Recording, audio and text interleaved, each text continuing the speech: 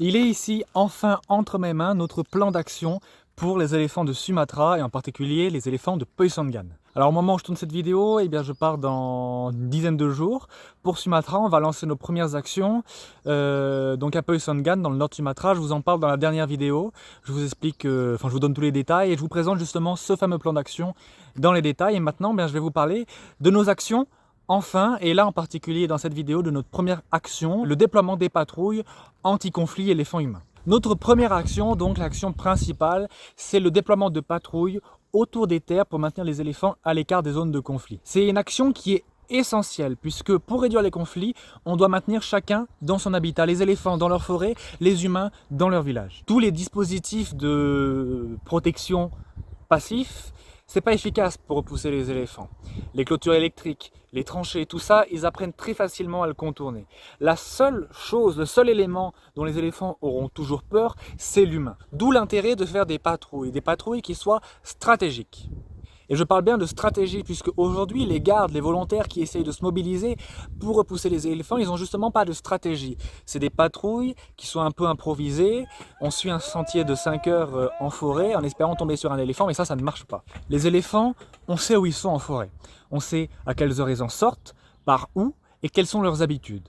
Et même au-delà de ça, on connaît chaque éléphant. On est capable de les identifier. Chaque éléphant a un nom.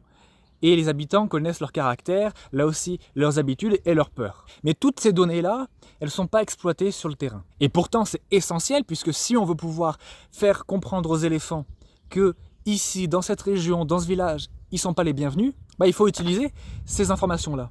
Aujourd'hui, la plupart du temps, les gardes et les habitants, ils attendent que les éléphants sortent de la forêt et arrivent dans les villages, dans les récoltes, pour commencer à les repousser. Mais donc l'éléphant, à aucun moment, il comprend qu'ici, il n'est pas le bienvenu. Il ne comprend pas qu'ici, il ne doit pas aller. En fait, il n'a pas de limite. Et c'est bien de ça dont on parle quand on traite de la gestion des conflits.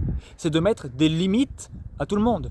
Et bien sûr, ça je le rappelle et je le dis souvent, c'est une stratégie à court et moyen terme. La stratégie à long terme étant de créer ensuite une véritable stratégie de protection de l'habitat des éléphants et aussi un enrichissement de leur habitat. Et ça, encore une fois, c'est un travail de long terme. Donc concrètement, qu'est-ce qu'on va faire? Alors la première chose, c'est bien sûr une grande réunion avec les équipes pour présenter l'association, présenter Arapandi Gadja, pour présenter notre projet, les actions et ce qu'on aimerait faire avec eux. Donc une réunion de présentation. Puis, 3 grandes étapes. La première, c'est la cartographie et la création d'une base de données. Alors a priori, c'est une action qui paraît comme ceci très scientifique, et c'est le cas, mais elle n'est pas forcément longue à mettre en place parce que ces données dont je parlais, le comportement des éléphants, l'identification des éléphants et puis leur mouvement dans la forêt, ces données-là, tous les habitants de la région les connaissent. C'est des informations qu'ils ont tous et qu'on va juste nous aller collecter et mettre ensuite en forme pour pouvoir avoir un support de travail. Donc cartographie, fiche d'identité des éléphants pour être capable de les reconnaître et de savoir de quoi ils ont peur. Est-ce qu'un éléphant va plus avoir peur des lumières, d'autres des sons, d'autres d'un humain qui va hurler. Donc on va aller aussi identifier tout ça puisqu'il faut que les gardes, les volontaires soient capables, lorsqu'ils tombent sur un éléphant, déjà de le reconnaître et puis de savoir de quoi il a peur. On va pas aller faire beaucoup de bruit si l'éléphant il a rien à faire du bruit. Par contre, s'il a peur de la lumière, on sait sur quoi les jouer. Donc là on arrive justement sur la deuxième étape qui est la conception d'une stratégie. Une fois qu'on a notre support, notre carte, les points de sortie, la carte d'identité faite de chaque éléphant, on va concevoir cette stratégie. Donc se répartir les exit points, là, les points de sortie des éléphants, les endroits où on va les patrouiller en fait. Expliquer aussi ce que je viens de vous expliquer vis-à-vis du comportement des éléphants. Donc là c'est vraiment une partie méthodologie de terrain, d'action, à destination des gardes, toujours. Et la troisième étape, c'est un entraînement professionnel avec l'ONG Nature and Wildlife Association, qui est basée en Thaïlande et qui est justement spécialisée sur la gestion des conflits éléphants-humains. C'est une ONG qui fait un travail remarquable avec laquelle on a la chance de travailler et de collaborer. Donc c'est une vraie force puisqu'il constitue dans le monde de la protection des éléphants un véritable modèle en termes de gestion et réduction des conflits éléphants-humains. Et donc après ces 3 étapes-là, qui vont prendre donc 3-4 jours, on va lancer les patrouilles. Donc on arrivera sur cette partie-là opérationnelle de terrain, et donc ça sera le plus intéressant puisque ce sera le moment où on essaiera d'être efficace. En termes de moyens humains, on a 24 personnes qui sont déjà engagées, qui s'impliquent déjà dans la protection des terres et dans les efforts de dissuasion vis-à-vis des éléphants. Donc après, c'est plusieurs sous-équipes qui vont être constituées pour patrouiller différentes zones et se coordonner. Et en termes de moyens matériels, on va apporter tout un package d'équipements. Donc des talkie-walkie, des lampes frontales, des équipements pour aller marcher sous la pluie, pour aller marcher en forêt, des hamacs aussi puisqu'il faut que les gardes puissent rester à un endroit spécifique toute la nuit.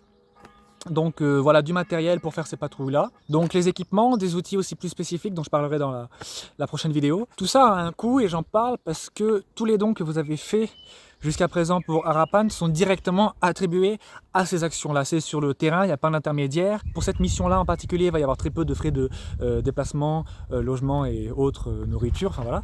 Donc tout part vraiment au terrain, aux actions, et c'est très important pour moi de le préciser. Continuez aussi de nous aider, de partager évidemment Harapan autour de vous, adhérer à l'association, tout ça va vraiment beaucoup nous aider puisque ça va nous permettre d'appréhender cette mission avec beaucoup de confiance et de sérénité. Si jamais vous avez des questions, n'hésitez pas justement à les laisser en commentaire ou m'envoyer un message sur les réseaux parce que j'y répondrai avec plaisir. C'est important pour moi de pouvoir livrer tous les détails possibles et intéressants sur notre travail, sur notre mission, sur notre projet. Donc voilà pour la première action, les patrouilles, et la prochaine maintenant, la prochaine vidéo ce sera sur notre deuxième action, les outils de soft mitigation.